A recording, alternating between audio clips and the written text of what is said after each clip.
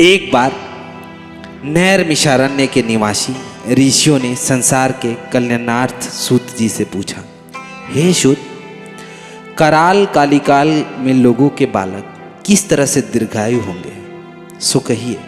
सूत जी बोले, जब द्वापर युग का अंत और कलयुग का आरंभ था, उसी समय बहुत सी शोकाकुल स्त्रियों ने आपस में सलाह की कि क्या इस काल में माता के जीवित रहते पुत्र मर जाएंगे। जब वे आपस में कुछ निर्णय नहीं कर पाई, तब गौतम जी के पास पहुंची। जब उसके पास पहुंची, उस समय गौतम जी आनंद के साथ बैठे हुए थे। उनके सामने जाकर उन्होंने मस्तक झुकाकर प्रणाम किया। तदंतर स्त्रियों ने पूछा, हे प्रभु, इस कलयुग में लोगों के पुत्र किस तरह जीवित रहेंगे? इसके लिए कोई व्रत या कोई तप हो तो कृपा करके बताइए। इस तरह उनकी बात सुनकर गौतम जी बोले, आपसे मैं वही बात बताऊंगा जो मैंने पहले सुना रखा है।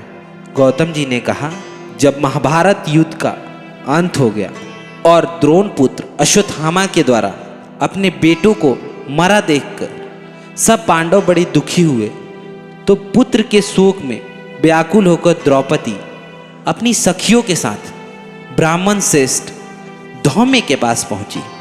धौम्य से कहा, हे विपेंद्र, कौन सा उपाय करके बच्चों को दीर्घायु कर सकते हैं? यह आप कृपा करके ठीक ठीक कहिए। धौम्य बोले, सतयुग में सत्य वचन बोलने वाला, सत्याचरण करने वाला समदर्शी जीमूत वाहन नाम का एक राजा था। एक बार वह अपनी स्त्री के साथ अपने ससुराल गया और वहीं रहने लगा। एक दिन आधी रात में पुत्र के शोक में व्याकुल एक महिला बहुत तेजों से रो रही थी, क्योंकि वह अपने बेटे के दर्शन से निराश हो चुकी थी। उनका पुत्र मर चुका था। वो रोते हुए कहती थी, हाय, मुझ बूढ़ी माता के सामने मेरा बेटा मरा जा रहा है। उसका रुदन सुन के राजा जीवतवाहन का तो मानो हृदय का विंडन हो गया। वह तत्काल उस स्त्री के पास पहुंचे और उनसे पूछा, तुम्हारा बेटा कैसे मरा? बूढ़ी बोली, गरुड़ प्रतिदिन आकर गांव के लड़कों को खा जाता है। इस पर उस दयालु राजा ने कहा, माता, अब तुम रो मत, आनंद से बैठो, मैं तुम्हारे बच्चे को बचाने का यत्न करता हूँ। ऐसा कहकर राजा उस स्थान पर बैठ गया जहाँ गरुड़ आके प्रतिदिन मांस खाया करता था, और उसी समय गरुड़ उस पर टूट पड़ा और मांस खाने लगा। जब अतिशय तेजस्वी गरुड़ ने राजा की बाईं अंग खा लिया, तो झटपट राजा ने अपनी दाहिनी अंग फेर कर गरुड़ के सामने कर दिया, और गरुड़ यह देखकर बोला, तुम कोई देवता हो? कौन हो तुम? मनुष्य तो नहीं जान पड़ते। अच्छा, अपना जन्म और कुल बताओ।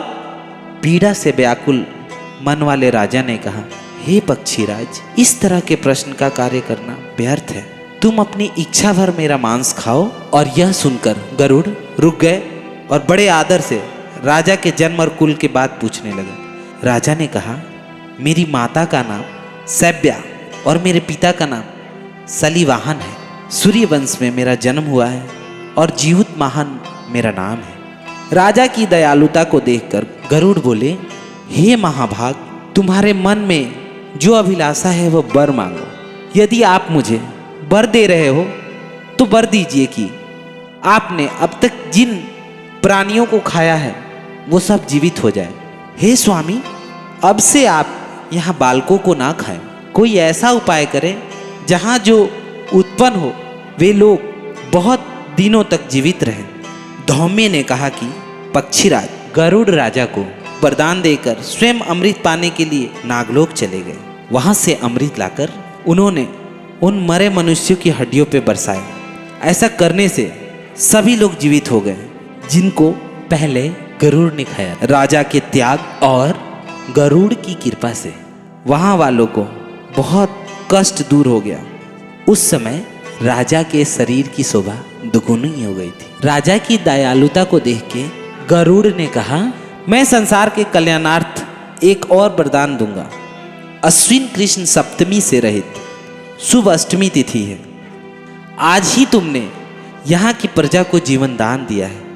हे वत्स, अब से यह दिन ब्रह्म भाव हो गया है, जो मूर्ति भेद से विभिन्न नामों से भी विख्यात है। वहीं त्रेतालोक्य में पूजित दुर्गा अमृत प्राप्त करने के अर्थ में जीवित पुत्रिका कहलाई है। अब त्रिलोक्य के पूजित दुर्गा अमृत प्राप्त करने के अर्थ में जीवित पुत्रिका कहलाई है। सो इस तिथि को जो स्त्रियां उस जीवित पुत्रिका की और कूस की आकृति बनाकर तुम्हारी पूजा करेगी तो दिनों दिन उनका सौभाग्य बढ़ेगा और वंश की भी बढ़ोतरी होगी। हे महाभाग, इस विषय में विचार करने की आवश्यकता नहीं है। हे राजन, सप्तमी से रहित और उदय तिथि की अष्टमी को व्रत करे, यानी सप्तमी विद अष्टमी जिस दिन हो उस दिन व्रत ना करके शुद्ध अष्टमी को व्रत करे और नवमी में पारण करे। यदि बस यह ध्यान ना दिया गया हो तो फल नष्ट हो जाएगा और सौभाग्य तो अवश्य नष्ट हो जाएगा। जीमूत वाहन को इस तरह वरदान देकर गरुड़ बैकुंठ धाम चले गए और राजा भी अपने पत्नी के साथ अपने नगर को वापस आए। धौम्य द्रौपदी से कहते हैं, हे देवी, मैं यह अतिशय दुर्लभ व्रत तुमको बताता हूँ। इस व्रत को करने से बच्चे दीर्घायु होते हैं। हे देवी, तुम भी पूर्वोक्त विधि से यह व्रत और दुर्गा जी का पूजन करोगी तो तुम्हें जरूर फल प्राप्त होगा। मुनिराज धौम्य की बात सुनकर द्रौपदी के हृदय में एक प्रकार का कौतूहल उत्पन्न हुआ और पूर्ववासिनी स्त्रियों को बुलाकर उन्होंने व्रत के लिए कहा। यह व्रत और इसके प्रभाव को एक चील ने सुन लिया। उस चिल्ली ने उसी वृक्ष के एक खोते में बैठकर सियारन ने भी व्रत किया। फिर वही चिल किसी उत्तम ब्राह्मण के मुंह से यह कथा सुनाई और पीपल के खोते में बैठी हुई अपनी सखी को सुनाया। सियारन ने अभी कथा सुनी थी, उसे भूख लग गई और उसी समय 100 से भरे हुए शमशान में पहुंची। वहां उसे इच्छा भर मांस का भोजन किया और चिल को बिना कुछ खाए पिए रह गई। फिर सवेरा हो गया। सुबह वह गौशाले में गई, वहां गौ का दूध पिया। इस तरह नवमी का उसने पारण किया। कुछ दिनों बाद वो दोनों मर गई। अयोध्या में किसी धनी व्यापारी के घर जन्म हुई। संजोग से उन दोनों का जन्म एक ही घर में हुआ, जिसमें सियारन ज्येष्ठ हुई और चिल छोटी। वे दोनों शुभ लक्षणों से युक्त थी, इसलिए बड़ी लड़की काशीराज के और छोटी मंत्री के साथ अग्नि के सामने विधिपूर्ण शादी की। पूर्व जन्म के कर्मफल से वह मृगनयनी रानी हुई। जिस किसी भी संतान की उत्पन्न करती थी वो मर जाती थी और पूर्व जन्म की बातों को स्मरण करने वाला मंत्री भी पत्नी के सदृश तेजस्वी 8 बेटों को उत्पन्न किए गए और सभी जीवित हो गए।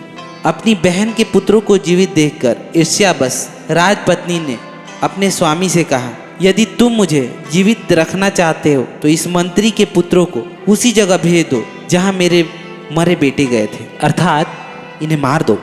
यह सुनकर राजा ने उस मंत्री के पुत्रों को मारने के लिए कई प्रकार के उपयोग किए, पर मंत्री के पत्नी की जीवित पुत्रिका व्रत के पुण्य बल से बचा लिया। एक दिन राजा ने अपने आदमियों से उस पुत्रों का सर कटवाकर पिटारी में रखवाया और पिटारी उसकी माता मंत्री के पत्नी के पास भेज दिया। किंतु वे 8 सिर बेशकीमती जोहरात हो गए और भले चंगे वे 8 लड़के अपनी माता के पास वापस चले गए। उनको जीवित देखकर राजा की पत्नी को बहुत गुस्सा आया। अंत में वो मंत्री की पत्नी के पास आई और उनसे पूछा, बहन, तुमने कौन सा ऐसा पुण्य किया है जिससे बार बार मारे जाने पर भी तुम्हारे बेटे नहीं मरते? इस पर मंत्री की पत्नी ने कहा, पूर्ण जन्म में मैं चिल थी और तुम सियारन। हम दोनों ने साथ साथ जीवित पुत्री का व्रत किया था। तुमने व्रत के नियमों को भली भांति पालन नहीं किया था और मैंने व्रत को सही से नियमों का पालन किया था। इसी दोष से हे बहन, तुम्हारे बच्चे नहीं जीते।